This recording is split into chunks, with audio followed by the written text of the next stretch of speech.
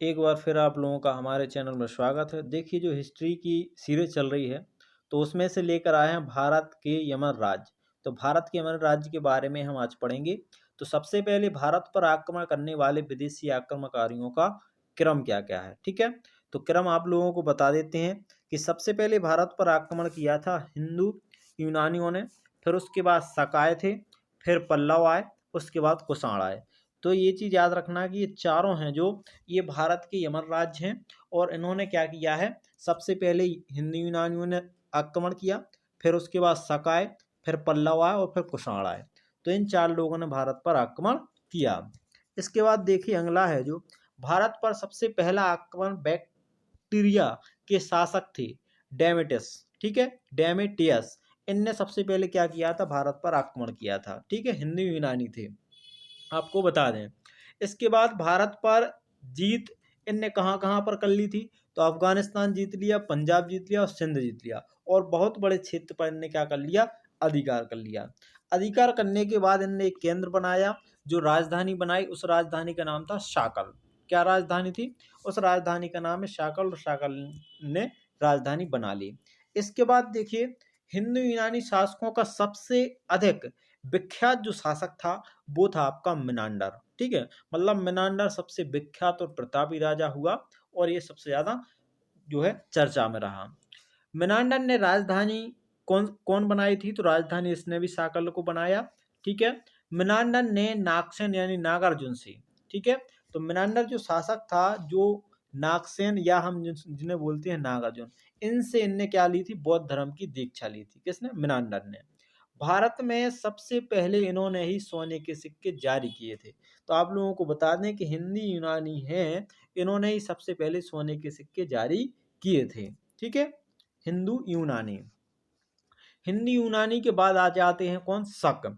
तो शक हैं जो, शकों का मूल निवास जो स्थान है वो मध्य एशिया है। क्या है, मध्य एशिया। मतलब शक उस समय मध्य एशिया में रहते थे, और शक शासक केवल आए हुए थे तो चारागाह की खोज में भारत आए हुए थे, कि मतलब भारत में चारागाह मिलेगा। लेकिन वो चारागाह के चक्कर में यहाँ पर भारत पर वो है अधिकार कर लिया और शासन करने लगे। सबसे प्रसिद्ध इसमें जो शासक हुआ था शकों में, उसका नाम था रुद्रदामन। कौन शासक हुआ था, रुद्रदामन। ये सबसे मतलब प्रसिद्ध शासक हुआ, और यह इतिहास में दो कारणों से प्रसिद्ध है। कौन कौन से दो कारण प्रसिद्ध हैं, सबसे पहला तो ये जूनागढ़ अभिलेख का इसने निर्माण करवाया, और आपका है जो सुदर्शन झील का पुनः उद्धार करवाया। मतलब पुनरुद्धारण कराया, फिर से इसने क्या किया, थोड़ा सा उसको सुधार करवाया, ठीक है, सुदर्शन झील का।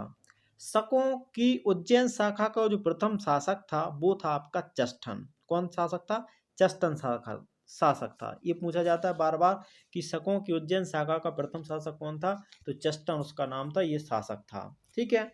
उज्जैन का एक स्थानीय राजा, ठीक है, आपको बता दें उज्जैन का एक स्थानीय राजा ने शकों को परास्त करके बाहर खदेड़ दिया। मतलब शकों से उसने युद्ध किया और शकों को बाहर खदेड़ दिया। अब इसके बाद क्या हुआ, इसने भारतीय शासकों को हराकर विक्रमादित्य की एक उपाधि धारण कर ली। जो शासक था, एक लोकल का शासक था, उसने उनको हराया शकों को, और भारत के शासकों को हराकर विक्रमादित्य की उपाधि धारण कर ली। इसी उपलक्ष्य में इसी उपलक्ष्य में इसने 58 ईसा पूर्व में विक्रम संवत चलाया। कौन सा संवत चलाया, विक्रम संवत चलाया, ठीक है। अब इसके बाद क्या हुआ, भारत में शक राजा अपने को क्षत्रप कहते थे। ज्यादा क्वेश्चन नहीं है, बस यही है कि भारत में शक राजा अपने को क्या बोलते थे, क्षप्रप बोलते थे, मतलब क्षत्रप बोलते थे। ये इनकी शकों की क्या थी, खासियत थी, ठीक है। और आप लोगों को पता ही होगा कि सबसे प्रतापी जो राजा था वो आपका था कौन सा, रुद्रदामन प्रथम ही था, ठीक है। इसके बाद आते हैं आपके पल्लव का, थोड़ा सा ही आए हुए हैं, ज़्यादा उनका वो नहीं है योगदान पल्लव का। हम आपको बता दें कि पल्लव हैं जो पूर्वोत्तर भारत में शकों के आधिपत्य के बाद आए हुए थे, ठीक है। और उसके बाद वो ईसाई धर्म का प्रचार प्रसार करने के बाद भारत से लौट गए थे। अब उसके बाद इनकी भूमिका आती है कुषाण की। तो ये कुषाण जो शासक थे वो थोड़ी सी उनकी भूमिका इतिहास में है। तो पल्लव के बाद आए कुषाण, जो यूची एवं तोखरी भी कहे जाते थे। तो आप लोगों को बता दें कि जो कुषाण हैं उनके लिए यूची या तोखरी भी कहा जाता था।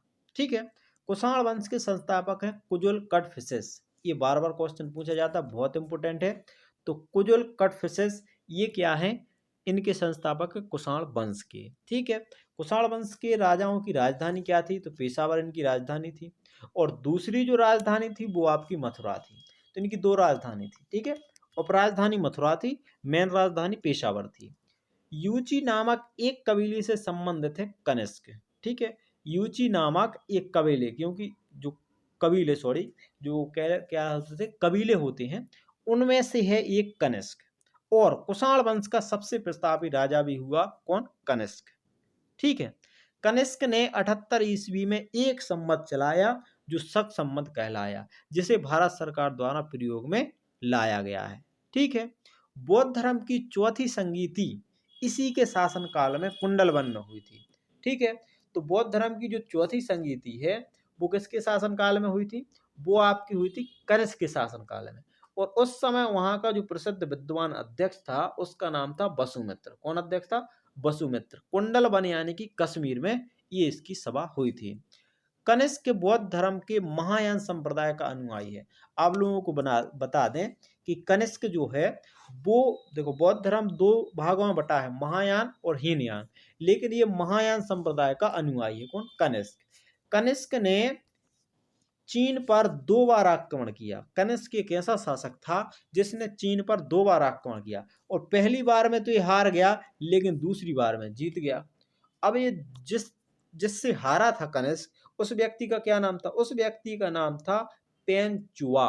देखो चीन का नाम है तो थोड़ा सा अलग ही होता है, आप समझ भी जाएंगे कि इसका जो है चीन का उस व्यक्ति का क्या नाम था, पेंचुआ, जिसने कनिष्क को हरा दिया था। और लेकिन इसने अब दूसरी बार युद्ध किया, फिर ये जीत गया था। कुषाण राजाओं को देवपुत्र कहते थे। यह उपाधि चीनियों से ली थी। क्या है कि ये जब दूसरी बार युद्ध जीत गया तो कुषाण राजाओं को देवपुत्र कहा जाने लगा, और देवपुत्र की उपाधि किसने दी थी, तो वो इनने उपाधि ली थी चीनियों से, क्योंकि चीन हार गए थे। ठीक है।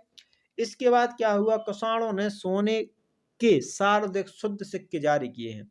तो सोने के सार्वधिक सिक्के जारी करने वाले शासक कौन है, कुषाण है। ठीक है। कनिष्क का राजवेद आयुर्वेद का विख्यात चरक था। आपको बता दें, ये बार बार बहुत इंपॉर्टेंट क्वेश्चन है, बार बार पूछा जाता है कि चरक जो हैं वो किनके शासन काल के आयुर्वेदिक शास्त्री थे। तो ये आपके हैं किसके, कनिष्क के शासन काल में। और इनकी प्रमुख जो रचना है वो आपकी है चरक संहिता, चरक की प्रमुख रचना है। ठीक है। महाभिभाष सूत्र के रचनाकार वसुमित्र हैं। जो महाभिभाष सूत्र है इनके रचनाकार कौन है, वसुमित्र हैं। वसुमित्र नागार्जुन, महाचेत, पाश, संरक्षक आदि कनिष्क के दरबार में थे। ठीक है। तो कनिष्क के दरबार में कौन कौन थे विद्वान थे, आपको बता दें, वसुमित्र था, नागार्जुन था, महाचैत्र था, पार्श्व था, संरक्षक था, आदि कनिष्क के दरबार में रहते थे।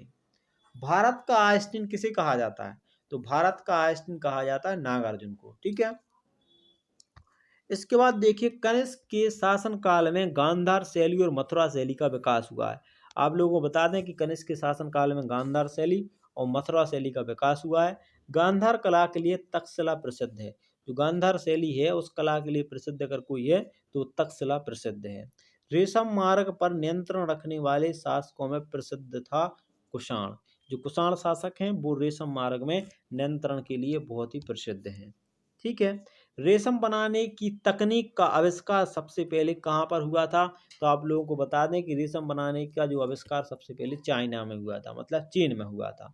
कुषाण काल में सबसे अधिक विकास जो है हुआ था तो वस्तुकला का हुआ था। कुषाण काल में सबसे ज्यादा विकास किसका हुआ था, वस्तुकला का हुआ था। अगला देखिए, कुषाण के काल में बुद्ध की जो है खड़ी प्रतिमा का निर्माण हुआ है।